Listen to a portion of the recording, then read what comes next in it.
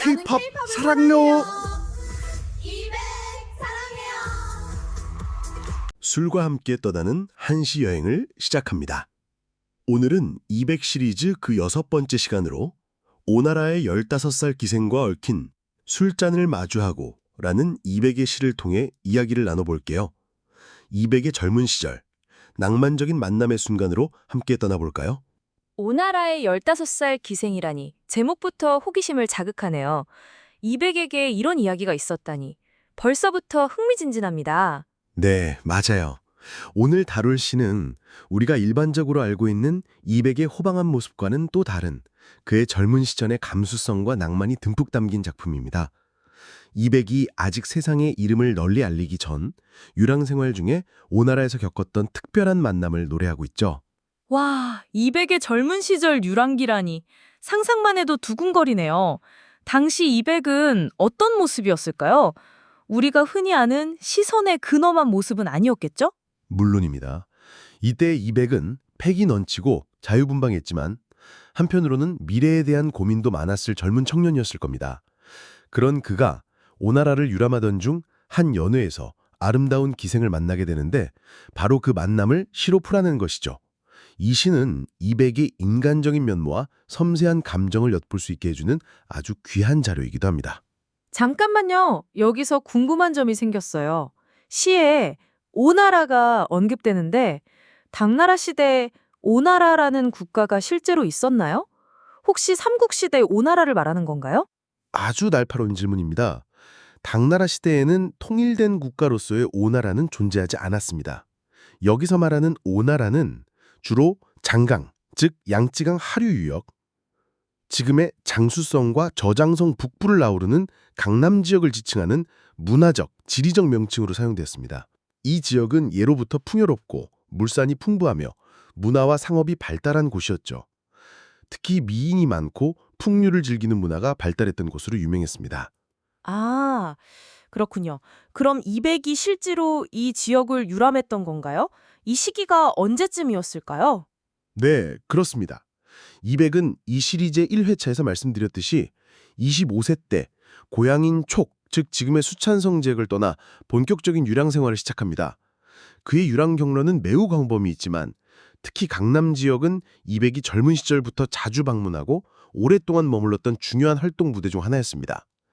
이 시기는 200이 아직 관직에 나가지 않고 자유롭게 세상을 유람하던 시기요. 바로 이런 자유로운 환경 속에서 많은 시적 영감을 얻었죠. 와, 그럼 이 시는 정말 200의 실제 경험을 바탕으로 쓰여진 것이겠네요. 더욱 몰입이 되는데요? 그럼 본격적으로 시 구절을 함께 살펴보면서 이야기를 나눠볼까요?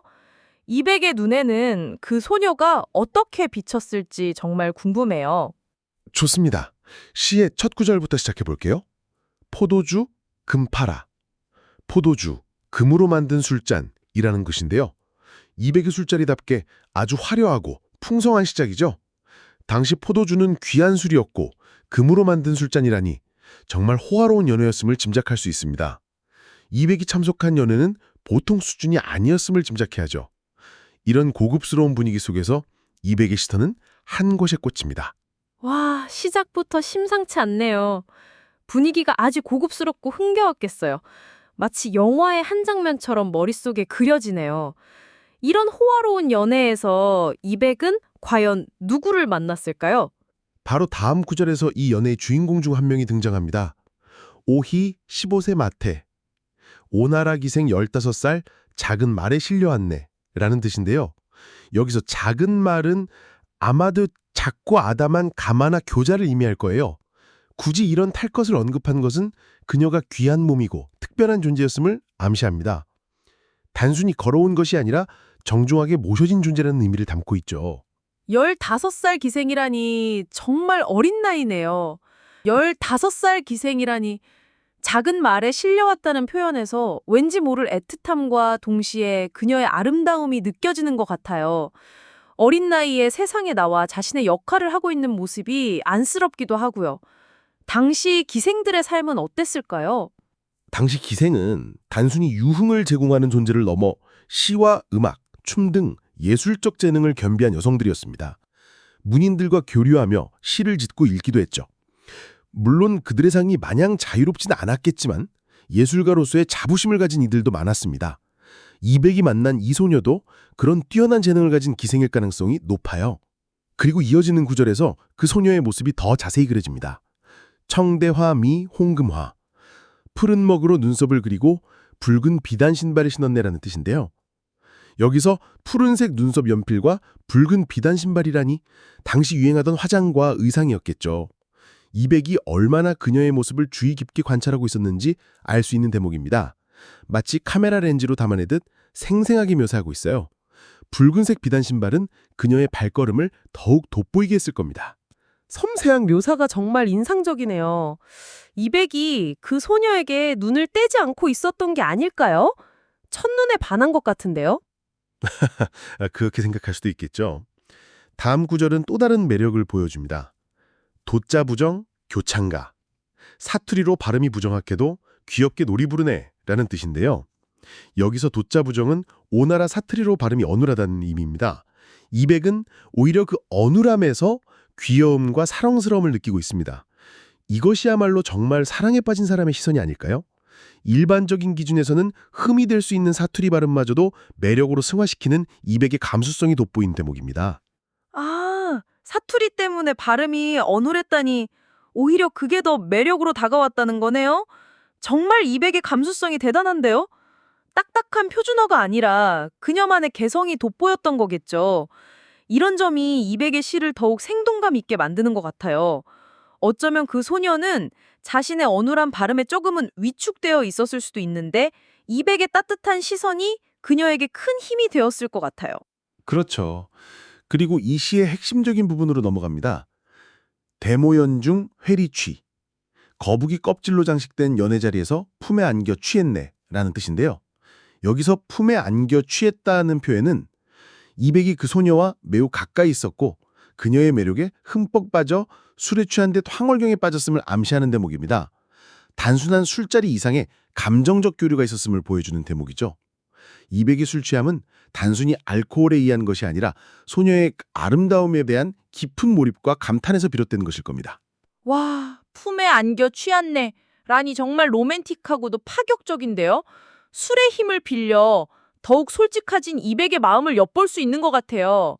이 시를 읽으니 젊은 이백의 뜨거운 열정이 느껴집니다. 맞습니다.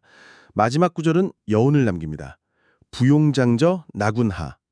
연꽃무늬 휘장 속에서 그대를 어찌할꼬 라는 뜻인데요. 부용장은 기생의 거처나 잠자리를 의미합니다. 이백이 그 소녀의 매력에 완전히 빠져들어 앞으로 그녀를 어떻게 해야 할지 자신의 마음을 어찌할 바를 모르는 상태를 드러냅니다. 일종의 설렘과 함께 아쉬움이나 이루어질 수 없는 인연에 대한 체념 같은 복합적인 감정일 수도 있어요.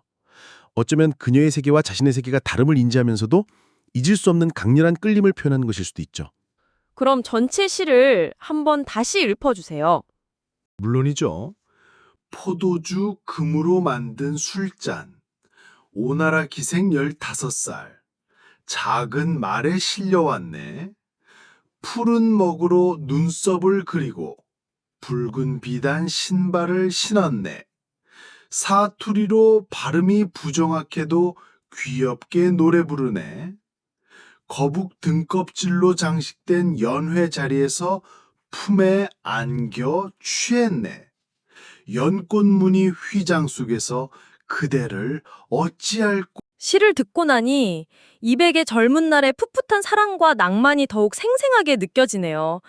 단순히 술을 예찬하는 시가 아니라 한 남자가 한 소녀에게 깊이 매료되었던 순간을 포착한 시였군요.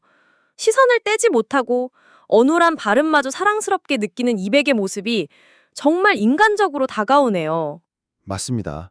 이 시는 이백의 다른 호방한 시들과는 달리 그의 섬세하고 감성적인 면모를 엿볼 수 있는 소중한 작품입니다. 그의 유랑생활 촉이 외로움과 방랑 속에서 만난 한 줄기 빛 같은 존재였을 수도 있죠. 이런 이백의 모습이 바로 시선 이전에 한 사람의 젊은이로서도 겪을 법한 솔직한 감정들을 보여주는 게 아닐까요? 정말 그렇네요. 우리가 알던 이백과는 다른 매력을 발견할 수 있었어요. 이런 시를 통해 이백이라는 인물이 훨씬 입체적으로 다가옵니다. 특히 이 시는 그의 방랑 생활이 단순히 떠도는 것만이 아니라 사람들과의 만남 속에서 영감을 얻고 깊은 감정을 경험했다는 것을 보여주는 것 같아요. 그렇죠. 이처럼 200의 시는 읽으면 읽을수록 새로운 매력을 발견할 수 있습니다. 오늘 밤 여러분도 술 한 잔 기울이며 200의 젊은 날의 풋풋한 감성을 함께 느껴보시는 건 어떠세요? 네, 정말 좋은 생각인데요. 오늘 밤은 저도 술 한 잔 기울이며 이 아름다운 시를 다시 한번 되뇌어 봐야겠어요. 술과 함께 떠나는 한시 여행 200 시리즈 6번째 시간. 오나라 기생과 얽힌 술잔을 마주하고에 대한 이야기 어떠셨나요? 마지막으로 이 시를 중국어 원음에서 들어보시면서 200의 감성을 더욱 깊이 느껴보시면 좋겠어요. 참고로 선정적인 표현은 다루지 않는 구글의 정책에 부응하는 입장에서 원문의 내용을 다소 순화된 표현으로 바꾸어 읽어드릴게요. 그럼 다음에 봬요. 对酒，李白。葡萄酒，金杯落。吴地佳人，戏马多。清代青苗红学和，娇声歌唱风中和。罗席对月怀中坐，芙蓉帐底思君多。